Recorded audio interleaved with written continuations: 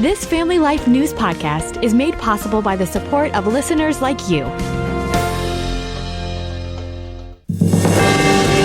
It's the Noon Report from Family Life, bringing a Christian worldview to what's happening in New York, Pennsylvania, across the country, and around the world. Weather with Kevin Williams, plus special features and reports with the Family Life News team. Now, here's what's happening. Good afternoon. Thanks for checking in. Spring sprung officially at 5:01 this morning, but we will not be feeling very spring-like for at least the next several days. By tomorrow, temperatures will be about 30 degrees lower than they were yesterday. And by the middle part of next week, we'll be hard-pressed to break out of the 30s for a couple of days. There were blizzard warnings yesterday in the upper Midwest, and some of us will see snow on the ground early tomorrow. President Trump signs an executive order this afternoon to dismantle the U.S. Department of Education. Michael Geer at the Pennsylvania Family Institute says good riddance. In 1979, America was number one in the world in math education and achievement among students, and that was around the time the Department of Education got underway, and now we're way down on that list, and so the department has not improved things, that's for sure. But critics contend the effort to abolish the Education Department will shortchange 50 million public school children in this country. Josh Cohen at the Education Law Center. The Trump administration says they're just moving chairs around. They're getting rid of the Department of Ed. They're laying off all the staff, but all these important services and funds aren't necessarily going to be touched. We'll see. The Department of Education was formed in 1979 during the Carter administration. CBS's Linda Kenyon continues our coverage from Capitol Hill. Congress created the Department of Education, and only Congress can dismantle it, setting up the possibility of another showdown over separation of powers and co-equal branches of government. President Trump says his executive action today will expand opportunities for students and empower parents to take more control of their child's education. Former Education Secretary Bill Bennett. We have to raise our standards. So when you send this money back to the states, parents are, for the most part, are going to pick the right schools and they're going to up the standards. Again, nothing happens without congressional say-so. The president signs that executive order at 3 o'clock this afternoon.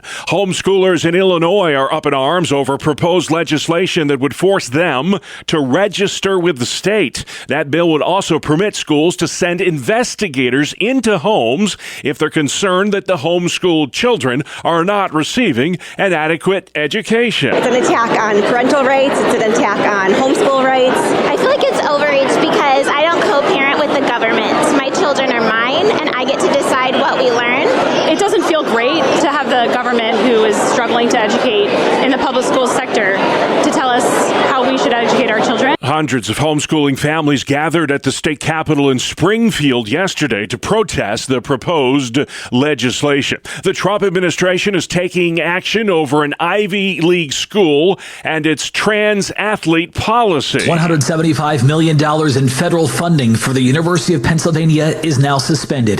The Trump administration did it over a transgender athlete in its swim program. Swimmer Leah Thomas joined the women's team, then went on to win an NCAA Division I title. A post on X from the White House says promises made, promises kept. President Trump graduated from UPenn in 1968. Matt Piper reporting Columbia University, also an Ivy League school, may be ready to give the president what he wants in order to get its federal money back. Trump pulled $400 million in grants and contracts from the school, accusing it of allowing anti-Semitism on campus. Tomorrow is the deadline for the school to meet Trump's demands, which include putting its Department of Middle East Studies under academic receivership so it would no longer be controlled by the faculty, banning masks, and giving its campus police more power. Michael Wallace with CBS News. Overseas, Israeli airstrikes killed more than 80 Palestinians in Gaza. Reporter Rami Inocencio is in Tel Aviv. The IDF also dropped leaflets with maps warning people to evacuate areas that it says will turn into combat zones. Much of that is along Gaza's borders with Israel. Alex Hogan at Fox News. The Israeli military has begun ground operations in Gaza, sending troops troops back in for the first time yesterday. It's been 2 days since the Israeli military relaunched its military operation across the Strip. Hamas warned last night that Israel's ground incursion is a dangerous violation of the signed ceasefire. Israel says there is no more ceasefire because Hamas is not living up to its end of the bargain when it comes to releasing hostages. Signs of progress today toward a possible end to the years-long war between Russia and Ukraine. NBC's Richard Engel has the latest from Kyiv. And now it seems that there is some progress to reaching a limited ceasefire that could protect infrastructure, critical infrastructure, both here in Ukraine and in Russia. The past 48 hours, President Trump has spoken by phone with both Russian ruler Vladimir Putin and Ukraine's head of state, Volodymyr Zelensky. Attorney General Pam Bondi is reacting with disgust to a D.C. judge who's banned the president from deporting to El Salvador any more of those illegal immigrants with ties to gangs. You have one unelected federal judge trying to control foreign policies, trying to control the Alien Enemies Act, which they have no business presiding over. And there are 261 reasons why Americans are safer now. That's because those people are out of this country. Bondi says many of the recently deported were associated with the Tren de Aragua gang, but critics contend not all were. They were flown to a Supermax prison in El Salvador over the weekend. And get those brackets ready. The NCAA men's college basketball tournament shifts into high gear today with 16 games on the docket. Sports analyst Kaylee Harden has all you need to know when it comes to the March Madness. It is the most wonderful time of the year for college hoops fans and for some who haven't watched a college basketball game all season. But here comes the drama with euphoric highs and devastating lows. How soon is your bracket going to get busted? Who will be this year's Cinderella darlings? Can UConn make history with a three-peat? We've got more questions than answers, but that's what makes March Madness live up to its name. And we'll have more on the madness with Randy and sports coming up. Also ahead, helping cops catch speeders. Another county sues the governor, and wine signs in New York. Good afternoon. I'm Kevin Williams. Changes are occurring in our weather pattern. Changes for the chillier, for sure. And there's some wetness involved, too. Forecast hotels are up in 10. All right, Kevin, news where you live next. Oneida County, New York, filing suit against Governor Hochul over her executive order that bans fired prison guards from working in law enforcement. County Executive Anthony Pincenti says that order violates home rule. He calls it a gross overreach and abuse by the governor. Chemung County has also filed suit. The guards were let go during the recent Wildcat prison guard strike. They feel totally and completely abandoned by the leaders in the state. They feel totally abandoned by Kathy Hochul. They called for help because they were at the point of no return. They were going into a workplace where there's violence, they're getting attacked. That's local legislator Lindsay Lorigo. This is a terrible policy from Kathy Hochul. It is just her doubling down on the mistreatment that she's had towards these officers. We should be working with them, not against them. Lorigo says New York's prisons are understaffed as it is, and the state's response to the Wildcat strike will only make matters worse. 2 people hospitalized for possible chemical exposure at the Attica Correctional Facility in upstate New York. A staff member at that prison opened an envelope yesterday, and an unknown powder spilled out. It resulted in that person becoming sick. A nurse was also sent to the hospital. Elmira College hosted a public health emergency response drill yesterday. We created an outbreak of meningitis on campus, and they had to do a case investigation like the public health department would do, and then they had to figure out who was exposed to meningitis, and then they had to dispense medication so that those that were exposed wouldn't actually get sick. That's Debbie Waglum. She teaches nursing at Elmira. The drill conducted every year for senior nursing students at the school. A lot of times what they learn is just in books, and sometimes simulation is incredibly important because it allows them to feel the stress of a real situation. And even though they know in their minds that it's not real, it feels very real when you get into the situation. The simulation included faculty, campus security, and community volunteers who all played critical roles to make the scenario as realistic as possible. A Syracuse man who police say killed his 11-year-old son and his girlfriend, too, has been arraigned on first-degree murder charges. Cops say this guy, 43-year-old David Huff, murdered the two at his dad's home Monday night. The child's mother spoke to reporters outside the courthouse yesterday. We will miss him every day, and my life is empty. He loved to skateboard, and he loved to fish, and he loved to snuggle on the couch, and he loved every animal, and he loved being outside, and he loved nature, and he loved his father, and he's not here.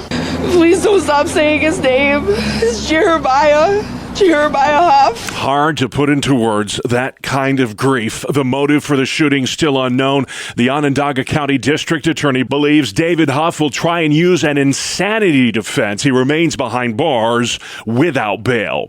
For the 10th year in a row, New York will try this spring to legalize doctor-assisted suicide. Critics say not on our watch. Polar people have to understand that the end-of-life issues are just as important as beginning-of-life issues. We as a culture cannot afford to go down that road. Jason McGuire and New York families working hard to keep the doctor-assisted suicide ban in place. We don't want to see that patient-doctor relationship permanently altered.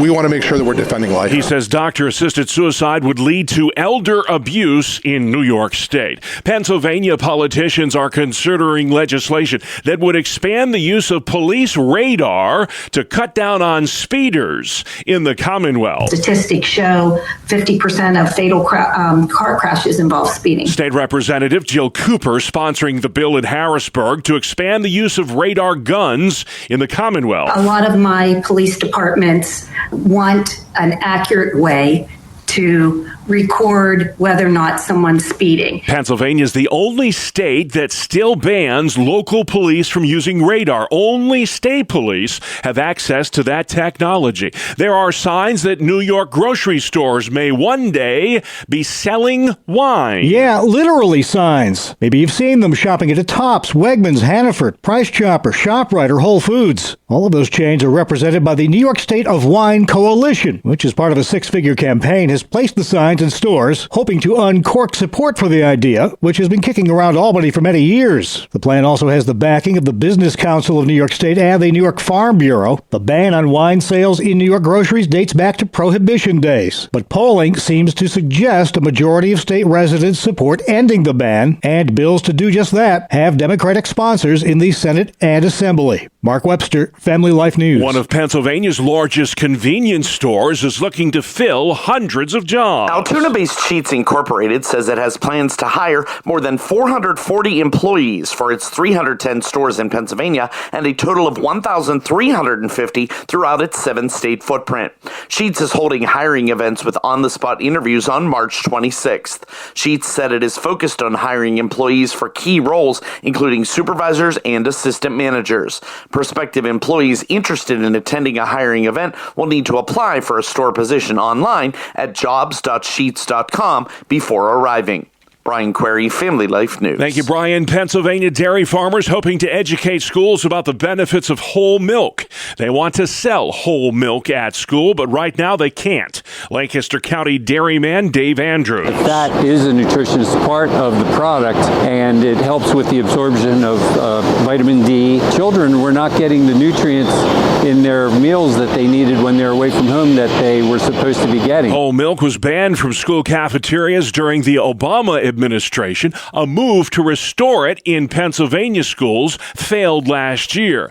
Bailey Fisher with the Pennsylvania Farm Bureau. Schools are fearful if that were to be implemented that their funding would be pulled from the federal government. And so the whole milk ban continues. Bailey says federal legislation is the best route to restore whole milk in schools. Sports news next. It's the 2-minute drill right here on Family Life. Good afternoon, I'm Randy Snavely. Bob, the 64-team March Madness field is set. Mount St. Mary's and Xavier grabbed the final spots in the first 4 round. Mount St. Mary's knocked off American University 83-72, and Xavier came back to defeat Texas 86-80 in that game. The Longhorns came out on fire and scored 47 points in the first half. But in the second half, the crowd got the Musketeers going, and it kind of helps when you're playing in an arena that's only about a half hour away from campus. Xavier scored 47 points of their own in the second half, the final 20 minutes, and they pulled out the victory. Well, the March Madness begins in earnest today with 16 games, and some of them are starting right about now. Hey, let's look at the big boys. The Spurs put it to the Knicks in San Antonio last night, 120-105. Karl Anthony Towns had a great game for the Knicks. He had 32 points, but didn't have a whole lot of help. In Oklahoma, the Thunder rested several starters, but still dominated the 76ers, 133-100. Quentin Grimes led all scorers with 28 points, but like Towns with New York, Grimes had very little help. Philadelphia has dropped 5 of their last 6 games. Elsewhere on the hardwood, your winners were the Pacers by 4 over Dallas. Utah, the Pelicans also by 4 over the T-Wolves. Houston, Detroit by 3 over the Heat. Sacramento by 4 over the Cavs. The Suns, Trailblazers, and Lakers. On the ice, Toronto edged the Avalanche 2-1, and Minnesota shut out the Kraken by a 4-0 score. Okay, time to tip it off. Let the madness begin. That is a look at sports. All right, Randy, thank you very much. Still to come, Christians in the crosshairs in Syria. Trump dumps education department and the happiest country on planet Earth. Welcome to Breakpoint, a daily look at an ever-changing culture through the lens of unchanging truth. For the Colson Center, I'm John Stonestreet. Well, something remarkable seems to be happening on college campuses around the country. This fall, reports emerged first of players taking a strong stand for Christ on the Ohio State and Notre Dame football teams. As it turns out, that was only part of the story. About 6 months ago, a group of churches organized a worship service on Ohio State's campus with 4 of the football team players scheduled to preach. In a crowd of about 800, many responded to the gospel, including most of the team. And they were baptized immediately in tubs that were brought by the 4 players to the event for that purpose. Then last month, the team worked with an organization called Unite Us to hold another evangelistic meeting on campus. That service attracted 6,500 people, with about 2,000 responding to an altar call, many of whom were baptized in tubs that were brought to campus in U-Hauls, despite the frigid weather. And reports continue to emerge that this good news about the spread of the good news isn't limited to just Ohio State. Unite Us, an organization of students committed to spreading the gospel on college campuses, has been holding evangelistic events across the country over the last few years. At Auburn University, 5,000 people attended, 200 were baptized. At Florida State, 310 people were baptized, of about 1,000 who responded to the altar call. At the University of Alabama, 260 were baptized. At the University of Tennessee, 8,000 people attended the rally, 150 were baptized. And at the University of Georgia, about 150 were baptized of the hundreds who responded to the invitation. Overall, the total number of students who have responded to an invitation to accept Christ at these events numbers in the thousands. Now, historically, one of the weaknesses of rally-type evangelism like this is the failure to properly follow up with those who respond. Unite Us knows that, so they carefully walk those who respond through the gospel to make sure they understand what they're doing. They also work closely with local churches and ministries to connect converts with groups of local believers for follow-up and discipleship.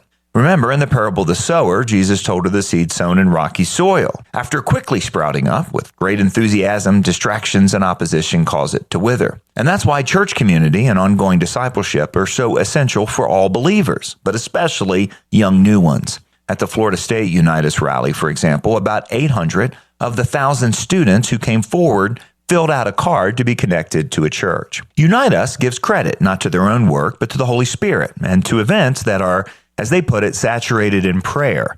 for the success that they've had so far. They're also not the only organization that's been reporting amazing success in reaching Generation Z, especially students on university campuses. And whether this is merely a short-lived fad on a few campuses or part of a real Kairos moment revival, that remains to be seen.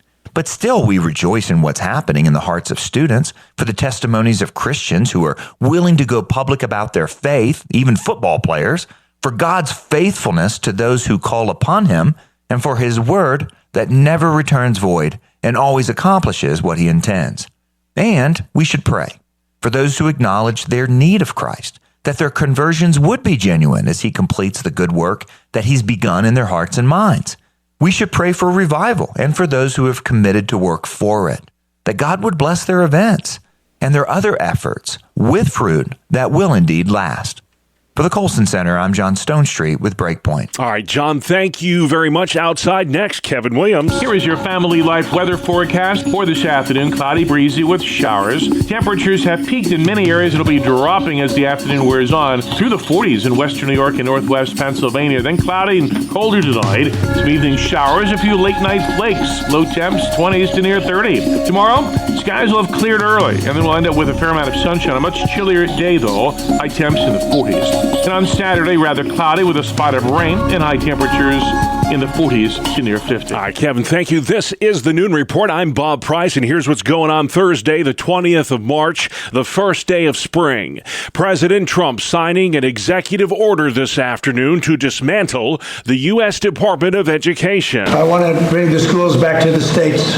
You know, I've said it 100 times. We're ranked at the bottom of the list, and yet we spend more. We're ranked number one for cost per student. We're ranked at the bottom of the list in education. Correspondent Gabe Gutierrez. The country's largest teachers union is blasting the move, saying it will hurt all students by sending class sizes soaring, making higher education more expensive, and gutting student civil rights protections. The Education Department was established in 1979 during the Carter administration. It would take an act of Congress to shut it down. The White House is considering setting up a buffer zone along the Mexico border with New Mexico to keep illegal immigrants from seeking sanctuary in this country. White House Press Secretary Caroline Leavitt. Americans can absolutely expect to see the continuation of the mass deportation campaign. That buffer zone would be staffed by U.S. troops as the president continues to crack down on illegal immigration. Meantime, Attorney General Pam Bondi slamming a federal judge in Washington who's ruled against Trump's recent migrant flights to El Salvador. This judge had no right to do that. They're meddling in foreign affairs. They're meddling in our government. On board those flights were hundreds of Venezuelan nationals, some of whom the administration says were members of the dangerous Tren de Aragua gang. The president and Ukraine's head of state spoke by phone yesterday, and today we can report there are signs of progress in ending the war with Russia. President Trump described the roughly 1 hour call as very good. President Zelensky said he is on board with a partial ceasefire on energy and other civilian infrastructure, which the White House said Vladimir Putin agreed to after his call with Trump on Tuesday.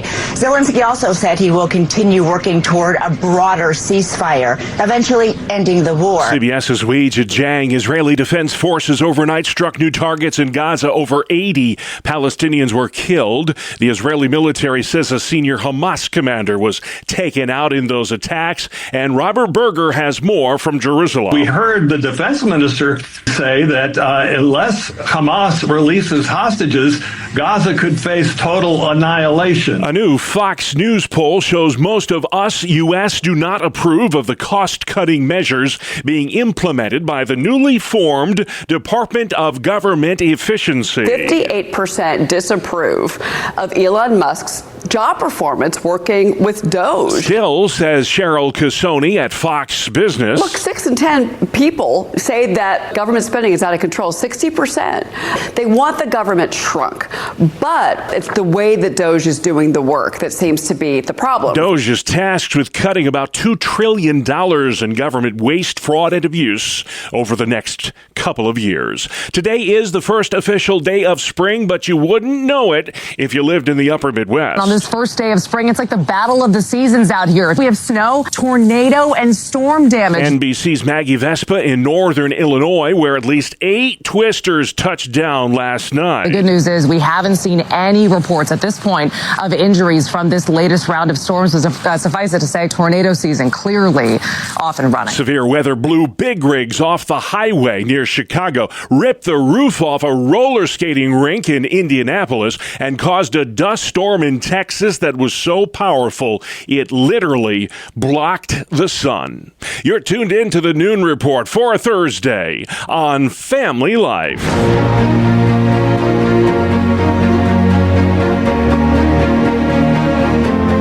This is Faith Under Fire.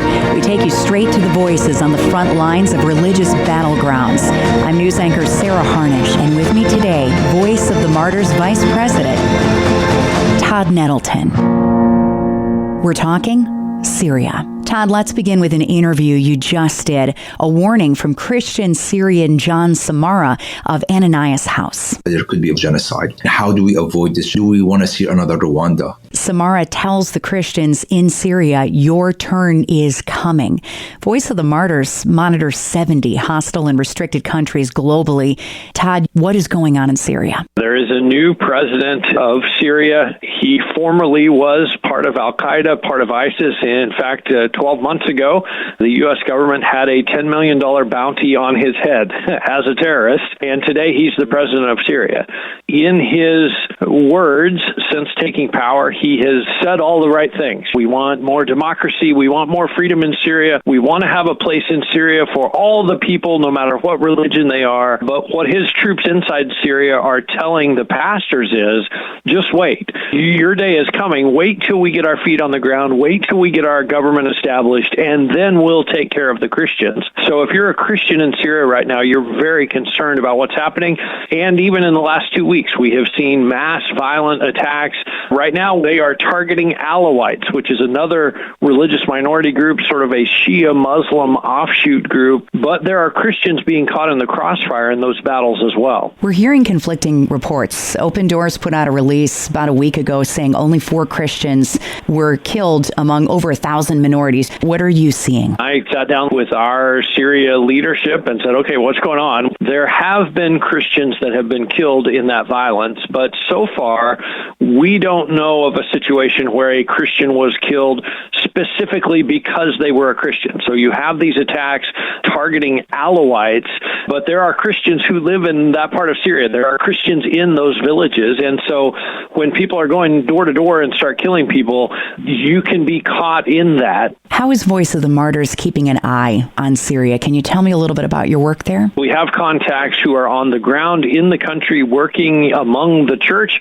We have contacts with other groups who are actively working in Syria, so we can get these kind of news updates. And we have staff literally on the phone every single day with people inside Syria, just asking, hey, what is happening? What are you seeing? What's going on? And how can we help? Talk to the Christian in Bath, New York, or Warren, Pennsylvania. Syria feels so far away. We're talking about a Middle Eastern country, halfway around the world. And I think in our hearts, we feel that kinship with our brothers and sisters in Christ, but also wonder if we can make a difference. Middle East peace, that's such a large thing. So speak to that space. Is there resolution in the Middle East? I'm going to borrow a quote from a Vietnamese pastor that I interviewed several years ago. He said, when you pray for Vietnam, you are working right alongside us in Vietnam. So that's what I would say to those people in Bath, New York, and Warren, Pennsylvania. You can go to work in Syria today through your prayers. When you pray, God works. When you pray, you are working right beside the Christians in that nation. we are also called on by Scripture to pray. Hebrews 13:3 is the foundational verse of the Voice of the Martyrs. It says, remember those in prison as if you were in prison with them. If we were in Syria right now, what would we want? We would want to know that brothers and sisters around the world are praying for us. We would want to know that they are helping where they can, but it starts with our prayers, and that's the first thing that Christians in hostile and restricted nations ask us to do, is to pray for them. Why do you do what you do, especially for a country like Syria, where less than 2% of the population is a minority, and in that 2% is the Christian minority? Why does this matter? I have sat down with these brothers and sisters, and I have drank cups of tea and cups of coffee, and I have heard their stories, and at times I have wept with them, at times I have laughed with them, and so it is very personal to me that their stories need to be told, and they need to be told well. They need to be told with excellence. They need to be told in a way that inspires other Christians to follow in their footsteps. And so I think of pastors I've met who are in prison right now, and my heart breaks for them. My heart breaks for their kids and their wives. And at the same time, I feel that urgency and that burden to tell their stories, until hopefully someday they will be able to tell them themselves. Until then, I want to stand in the gap and tell their stories for them. Voice of the Martyrs Vice President Todd Nettleton. Check out their website. There are tools to pray, ways to get Bibles, be part of the work on the battlefield. You can find it at persecution.com. All right, thank you very much, Sarah. Faith Under Fire, the name of the program, comes your way Thursdays during the Noon Report. You can subscribe, listen to, and share this feature, as well as all our original podcasts, at Apple Podcasts, Spotify, YouTube, or FamilyLife.org. Good afternoon. Here is your Family Life regional weather forecast. A cold front is marching west to east across our area this afternoon. The result being showers and breezes and ultimately falling temperatures. Our call for this afternoon, cloudy, breezy with showers.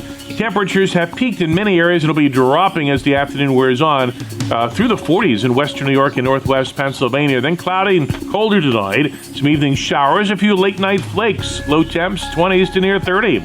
Tomorrow, skies will have cleared early, and then we'll end up with a fair amount of sunshine. A much chillier day, though, high temps in the 40s. And on Saturday, rather cloudy with a spot of rain and high temperatures in the 40s to near 50. All right, thank you very much, Kevin. Finally, noon, let's hear it for the Finns. For the 8th year in a row, Finland is the happiest country on planet Earth. Scandinavian countries dominated this year's list. The World Happiness Report, they call it. Denmark, Iceland, Norway, and Sweden, all making the top 10. The U.S. of A. dropped to 24th this year, one spot lower than last year. The unhappiest country in the world is Afghanistan. The World Happiness Report. And that's our world, the world we live in, Thursday, March 20th.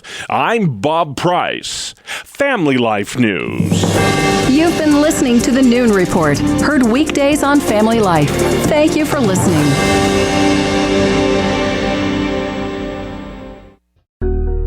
Thank you for listening to this Family Life News podcast. If you've been encouraged by what you've heard, please share it with others and click the subscribe button to automatically receive future episodes. Family Life is a listener-supported ministry. Podcasts like this are made possible by your financial partnership. Find out more at familylife.org.